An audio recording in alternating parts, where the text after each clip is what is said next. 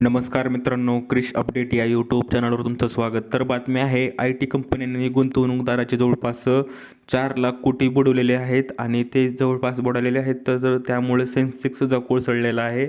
तर याविषयी आपण सर्व माहिती आपण या व्हिडिओमध्ये पाहणार आहोत. तर मित्रांनो, तुम्ही जर पहिल्यांदा चॅनलवर आला असता तर चॅनलला सबस्क्राईब करायला विसरू नका, जेणेकरून नवीन अपडेट तुम्हाला या चॅनलवर तुम्हाला मिळून जाईल.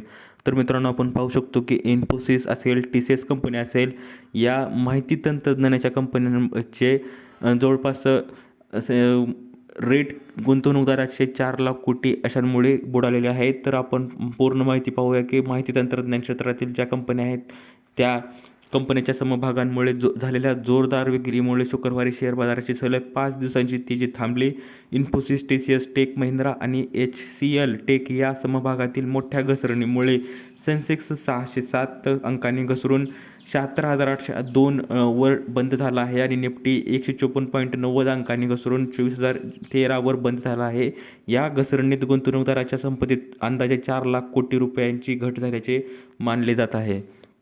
तर मित्रांनो, आपण पाहू शकतो की अमेरिकेतील जे माहिती तंत्रज्ञान क्षेत्रातील प्रमुख कंपनी जी आहे ॲक्सेंचरने आर्थिक वर्ष 2026साठी महसूल वाढीचा अंदाज कमी केल्यानंतर भारतीय माहिती तंत्रज्ञान समभागावर विक्रीचा दबाव वाढला आहे.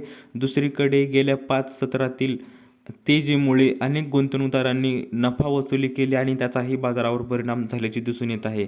तर मित्रांनो, आपण पाहू शकतो की अशी ही न्यूज आहे आणि त्यामुळे गुंतवणूक जे इन्व्हेस्ट केले आहेत त्या लोकांचे जवळपास 4 लाख कोटी हे बुडालेले आहेत, गेलेले आहेत, नुकसान झालेलं आहे. तर मित्रांनो, अशी ही न्यूज होती. दिलेली माहिती समजली तर व्हिडिओला लाईक करा, जास्तीत जास्त शेअर करा आणि चॅनलला सबस्क्राईब करायला विसरू नका. तर भेटूया पुढच्या व्हिडिओमध्ये अशीच एक अपडेट घेऊन. तोपर्यंत धन्यवाद.